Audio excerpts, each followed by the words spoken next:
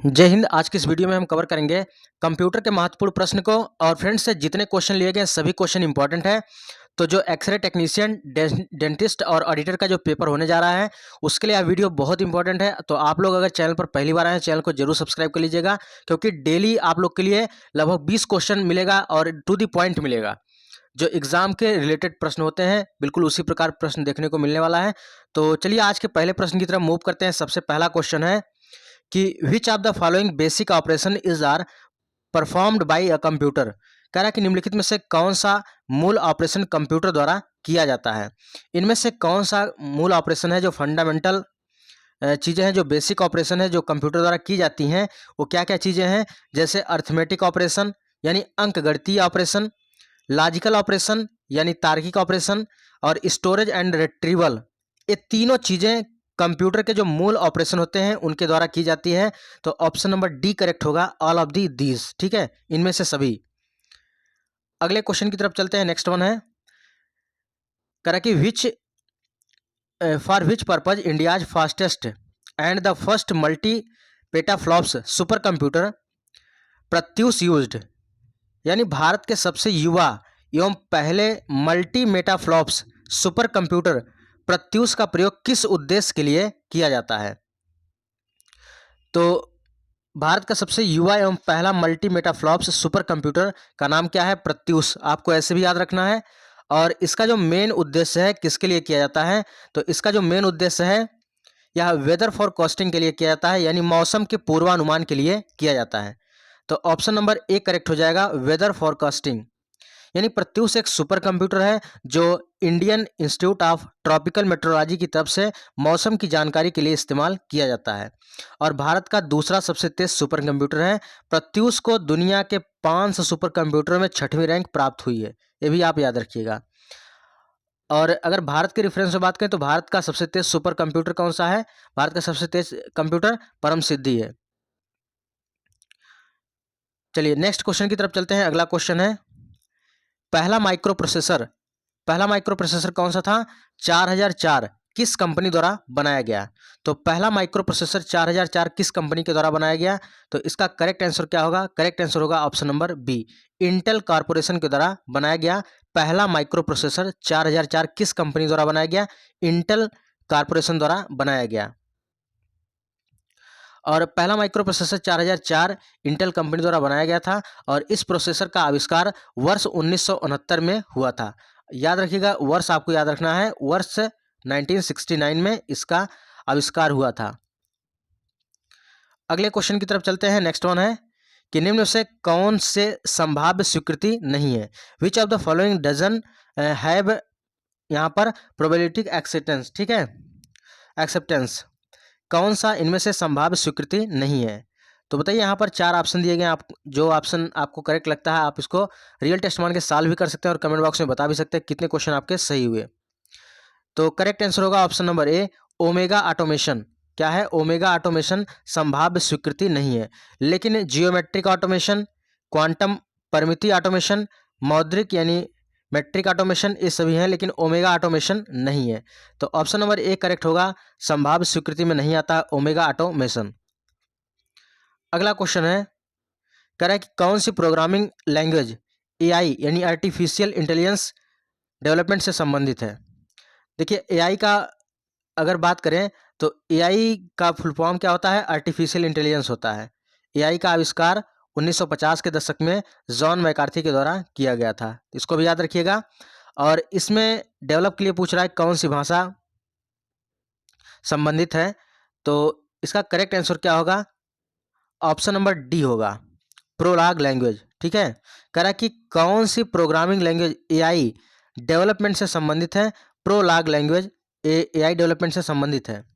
देखिए, प्रोलाग एक तार्किक प्रोग्रामिंग भाषा है जिसका उपयोग आर्टिफिशियल इंटेलिजेंस और इसकी भाषा विज्ञान के लिए किया जाता है।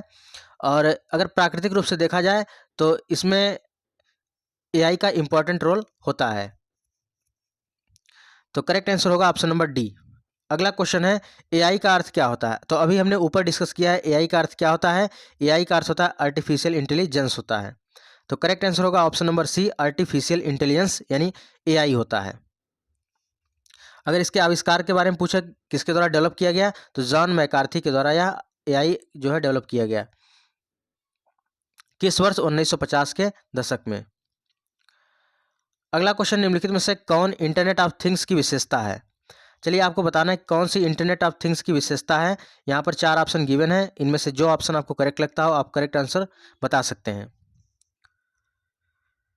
तो इंटरनेट ऑफ थिंग्स की बात करें जिसको कहते हैं आईओटी, क्या बोलते हैं? IoT, internet of things.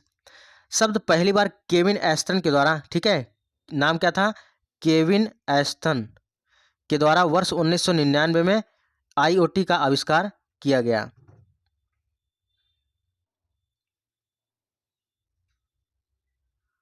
तो इसका करेक्ट आंसर क्या होगा?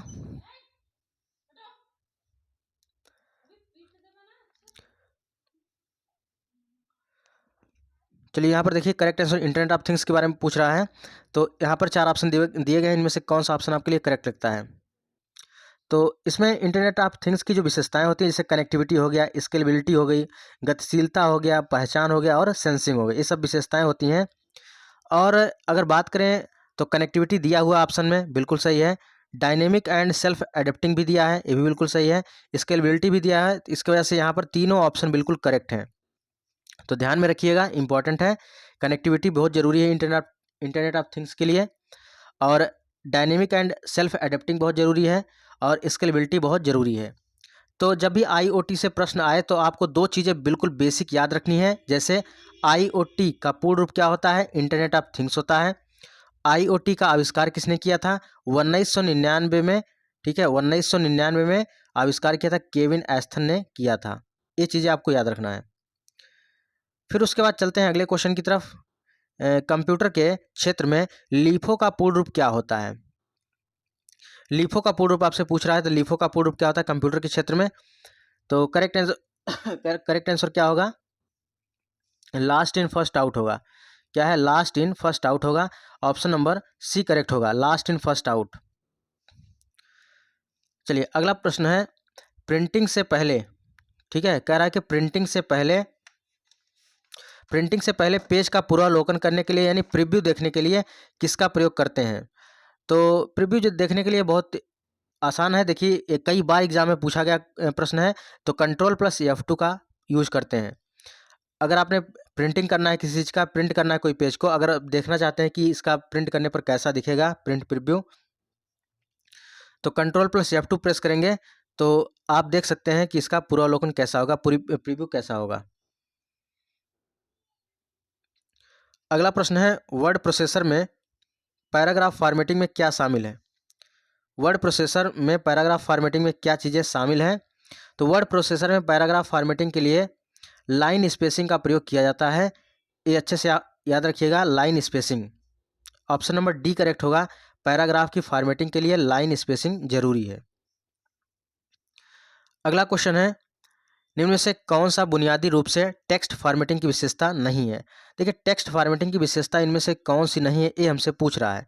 तो भैया इटैलिक होता है, अंडरलाइन होता है, बोल्ड होता है, बोल्ड इटैलिक होता है, लेकिन कैपिटलाइज नहीं होता है। तो ऑप्शन नंबर सी करेक्ट होगा, कैपिटलाइज। चलिए आगे है MS वर्ड। MS वर्ड का प्रयोग मूलतः किसके लिए प्रयोग किया जाता है? तो MS word is basically used for preparing the various document, यानी विभिन्न प्रलेख तैयार करने के लिए MS वर्ड का यूज किया जाता है। यानी ऑप्शन नंबर सी करेक्ट होगा, प्रिपेयरिंग द वेरियस डॉक्यूमेंट। अगला है, स्प्रेडशीट प्रयोग करने का लाभ यह है कि, तो स्प्रेडशीट प्रयोग करने का लाभ क्या है? चलिए यहाँ पर देखिए इसका करेक्ट आंसर क्या होगा, स्प्रेडशीट प्रयोग करने का लाभ क्या है?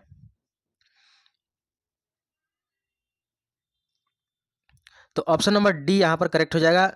यहाँ पर calculation can be done automatically, यानी गणनाएं स्वतः की जा सकती हैं। Changing data automatically updates calculation, यानी डेटा में परिवर्तन होने पर गणनाएं स्वतः ही अद्यतन हो जाती हैं, ये भी बिल्कुल सही है। और मोर फ्लेक्सिबिलिटी, यानी अधिक लचीलापन होता है, ये भी करेक्ट है। यानी ऑप्शन नंबर डी करेक्ट होगा, ऑल ऑफ दी एबव। चलिए आगे अगले क्वेश्चन की तरफ चलते हैं, और आज का लास्ट प्रश्न है, इंटरनेट एक्सप्लोरर। बात करें इंटरनेट एक्सप्लोरर, इसको कब लॉन्च किया गया था? तो इंटरनेट एक्सप्लोरर लॉन्च किया गया था, या किस वर्ष लॉन्च किया गया था? तो इसका करेक्ट आंसर होगा 1995। ठीक है, 1995 में Windows Internet Explorer graphical web ब्राउजरों की एक श्रेणी में आता है और जिसका विकास माइक्रोसॉफ्ट कंपनी ने किया था वर्ष 1995 में। तो ऑप्शन नंबर डी करेक्ट हो जाएगा। चलिए अगला प्रश्न है और लास्ट प्रश्न है, लाइनेक्स क्या है। ठीक है, लाइनेक्स क्या है, तो लाइनेक्स एक free open source operating system है जिसे जनरली पब्लिक लाइसेंस के तहत जारी किया जाता है और लाइनेक्स ऑपरेटिंग सिस्टम को मिनिक्स ऑपरेटिंग सिस्टम के एक वैकल्पिक फ्री ओपन सोर्स संस्करण के रूप में भी जाना जाता है। तो लाइनेक्स क्या हो गया, लाइनेक्स एक ओपन सोर्स ऑपरेटिंग सिस्टम है। तो ऑप्शन नंबर डी करेक्ट होगा, ओपन सोर्स सॉफ्टवेयर है। इंपॉर्टेंट क्वेश्चन है, इसको आप अच्छे से याद रखिएगा।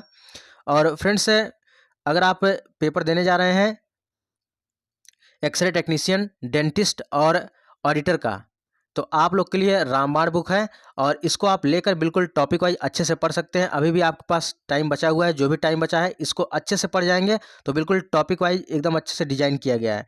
तो आपको कहीं भटकना नहीं है, बिल्कुल सीक्वेंस वाइज सब कुछ मिलेगा। आप इसको 1 से 2 बार अच्छे से पढ़ जाएंगे तो आप एग्ज़ाम में बेहतरीन स्कोर कर पाएंगे। तो इस ई बुक को लेने के लिए आपको स्क्रीन पर जो नंबर दिख रहा है 9793661506, इस पर आपको 100 रुपये पेमेंट करने हैं। पेमेंट करके स्क्रीनशॉट अपना नाम और डिस्ट्रिक्ट इसी नंबर पर सेंड कर देना है। थोड़ी देर बाद आपको इसका ई बुक प्रोवाइड करा दिया जाएगा आपके व्हाट्सएप पर। ठीक है, उसी प्रकार यूपी जीके भी है, यूपी जीके भी आप ले सकते हैं। देखिए ठीक है, इसका प्राइस 125 रुपये है। और जो लोग इलाहाबाद हाईकोर्ट, रेलवे, एनटीपीसी वगैरह के पेपर देने वाले हैं वो लोग इस बुक को लेकर, यहाँ पर करंट अफेयर संपूर्ण है, 1000 प्रश्नों का कलेक्शन है, इसको लेकर अपनी तैयारी बेहतरीन कर सकते हैं। तो ये रही आज की वीडियो और फ्रेंड्स यह वीडियो कंटिन्यू रहेगी और आज इसका पहला पार्ट है। ठीक है, तो जब तक आप लोग का पेपर नहीं हो जाता है 15 दिसंबर को पेपर है, उसके पहले जितना प्रैक्टिस हो सकता है उतना हम करवा देंगे ताकि आप लोग की तैयारी और बेहतरीन हो जाए। ठीक है, तो मिलते हैं नेक्स्ट वीडियो में, तब तक के लिए जय हिंद, वंदे मातरम।